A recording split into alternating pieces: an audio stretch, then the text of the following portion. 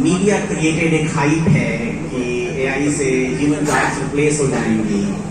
और जहाँ तक मेरी समझ है, और मैं कोई एक्सपर्ट नहीं हूँ क्योंकि इवॉल्विंग टेक्नोलॉजी है, और मैं तमाम पत्रिकाओं में लिखता हूँ, फोर्ब्स के लिए भी लिखता हूँ, और जितनी भी बड़ी मैगजीन्स हैं वर्ल्ड वाइड उन सब के लिए लिखता हूँ, एआई पे लिखता हूँ, और बहुत ही खुल के लिखता हूँ। मैं इतना ही खाली कहना चाहूँगा कि इस टेक्नोलॉजी से कोई ह्यूमन रिप्लेसमेंट नहीं हो सकता है, क्योंकि इसका नाम इसीलिए आर्टिफिशियल इंटेलिजेंस है, इसका नाम ह्यूमन इंटेलिजेंस नहीं है। और अंतिम बात मैं ये कहना चाहूँगा कि अभी बहुत सारी जो है इस टेक्नोलॉजी को लेके अभी खोज जारी है, और जब खोज जारी मैं कहता हूँ ना, तो एक ह्यूमन जनरल इंटेलिजेंस आता है। जो जनरल इंटेलिजेंस है वो आता है आविष्कार का, डिस्कवरी का, और डिस्कवरीज जो हैं वो सिर्फ और सिर्फ ह्यूमन ही कर सकता है। तो जब तक हम उस शिखर तक नहीं पहुंचते हैं आर्टिफिशियल इंटेलिजेंस से आर्टिफिशियल जनरल इंटेलिजेंस तक, और उसमें वर्षों लग सकता है, तब तक मुझे लगता है कि ह्यूमन इंटेलिजेंस का कोई मुकाबला नहीं है, उसका कोई रिप्लेसमेंट नहीं है। एक ये बहुत ही सशक्त माध्यम है जिसका हम सबको इस्तेमाल करना चाहिए। और अभी मैं थोड़ी देर पहले कह रहा था, मुझे मालूम है मुझे भैया को जाना है, और जानता नहीं बेचैनी वाह क्या बोलते भैया बोले नंबर। मैं खाली इतना ही कहना चाहूँगा कि मैं अभी कुछ पहले ये बात कहना था, और गोरखपुर से हूँ, तो मैं ये जरूर कहना चाहूँगा कि बहुत ही ज़्यादा संभावना इसलिए है कि आप गांव में बैठ के, यहाँ से 25-30 किलोमीटर बैठ के, अगर आपके पास इंटरनेट का एक्सेस है, और हिंदुस्तान में तो 550 मिलियन स्मार्टफोन्स हैं, हमारे पास उतने स्मार्टफोन्स हैं जितनी देश में कई देशों की आबादी नहीं है। तो हम बहुत ही सशक्त हैं इंटरनेट के माध्यम से, टेक्नोलॉजी के माध्यम से। तो मैं कह रहा था कि 30 किलोमीटर दूर बहुत ही रूरल एरिया में बैठा हुआ आदमी भी ओपन एआई यूज करके, वो किसी कंपनी किसी देश का नहीं है, जो ओपन सोर्स है, उसको लेके कुछ प्रोडक्ट फॉर्म कर सकता है, कुछ नए आविष्कार कर सकता है, कोई नई चीजें बना सकता है, जिससे जो है वो एक सामाजिक तरीके से, आर्थिक तरीके से उसमें बहुत सारा बल मिल सकता है। और प्रोफेसर पूनम जी यहाँ पे हैं, तो मैं एक जरूर बात कहना चाहूँगा कि मैंने बताया था अश्विन जी ने, मेरे ससुर जो हैं वो गोरखपुर विश्वविद्यालय में थे, मेरी बड़ी साली जो है वो भी गोरखपुर विश्वविद्यालय में है, और मेरे और जो सभी लोग जो हैं वो शिक्षा जगह से जुड़े हुए हैं। मेरी माता जी जो हैं वो शिक्षिका थी।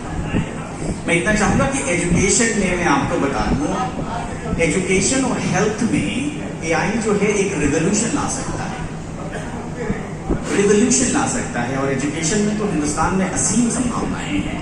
तो मैं जरूर चाहूँगा कि आप जो है गोरखपुर विश्वविद्यालय में कोई कमेटी फॉर्म करें जो एआई को लेके है, चाहे वो कोर्स रिफॉर्म्स हो, चाहे वो अपस्किलिंग हो, चाहे वो स्किल डेवलपमेंट हो। तो उससे मुझे लगता है जो छात्र हैं, वो जरूरी नहीं है कि आप इंजीनियरिंग कर रहे हो, कंप्यूटर साइंस में पढ़ रहे हो, तभी आप एआई का इस्तेमाल कर सकते हैं। एआई जो है पूरे ह्यूमन का जो एक तरीके से जो लाइफ साइकिल है, उसमें हर एक एंगल से जो है एआई को आप समायोजित कर सकते हैं।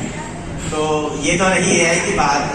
मैं और क्या कहूँ, मैं इतना अभिभूत हूँ कि राकेश जी हमके मैसेज कर रहे हैं कि अभिनंदन हुई, हम यूएस में रह लिया 5-7 दिन पहले। तो हम राकेश जी से कर लिए, कह रहे हमारा तो अभिनंदन यहाँ हो चुका है।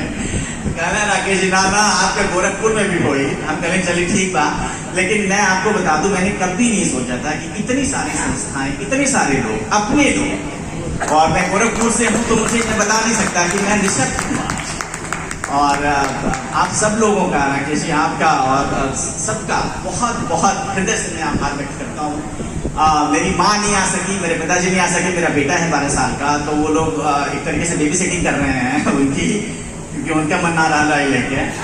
तो मैं क्या कहूँ, मैं बहुत हूँ, और रमेश भैया आपको भी कहूँगा कि कुछ ना कुछ जो है एआई को लेके जो है यहाँ पे भी बहुत सारी चीज़ें हो सकती हैं। तो उस पर भी कभी अगर चर्चा होगी तो मुझे लगा अचंद भाई साहब से मेरी बात हो रही थी, शायद नहीं है अभी, और काफ़ी चीज़ें जो हैं, तो मुझे लगता है कि बहुत असीम संभावनाएं हैं एआई को लेके।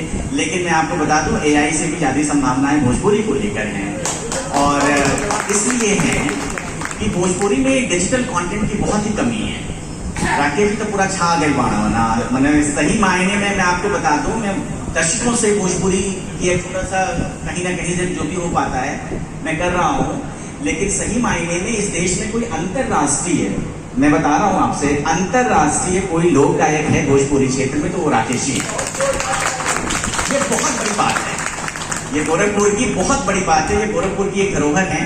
मैं ये कह रहा था कि भोजपुरी को लेके भी एआई में बहुत सारी संभावनाएं हैं, क्योंकि डिजिटल कंटेंट जो है वो बिल्कुल नहीं है, और जो डिजिटल कंटेंट नहीं है तो आप एआई मॉडल्स को ट्रेन नहीं कर सकते हैं। तो थोड़ा बहुत डिजिटल कंटेंट अगर आप क्रिएट करेंगे और एआई मॉडल्स को ट्रेन कर सकेंगे तो एआई बहुत सारा कंटेंट क्रिएट कर सकेगा।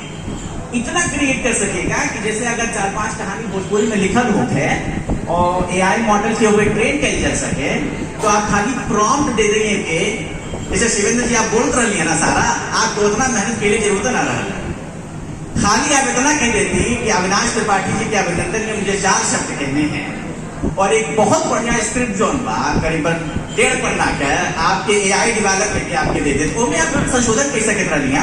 लेकिन तब संभव बा जब भोजपुरी में बहुत ज्यादा डिजिटल कंटेंट हो, तो हम बहुत ज्यादा उत्साहित देना तो पानी। अब इन भाषाई रीजनल लैंग्वेजेस में काम ना हो रहा है उतना ज्यादा, लेकिन मुझे बहुत संभावना है कि आप में से ही बहुत सारे लोग जो हैं वो भोजपुरी के डिजिटल कंटेंट को लेके जो है, अभी राकेश जी से बात हो रही थी, हम लोगों का बहुत सारा प्लान है भाई का लिटरेचर के क्षेत्र में भी काम करने का। तो मुझे लगा था कि बहुत बहुत बहुत बहुत ही गौरवान्वित महसूस कर रहा हूँ फिर से पुनः, और मुझे मालूम है समय की सीमा है, और इसलिए आप सभी लोगों का बहुत बहुत हृदय से आभार।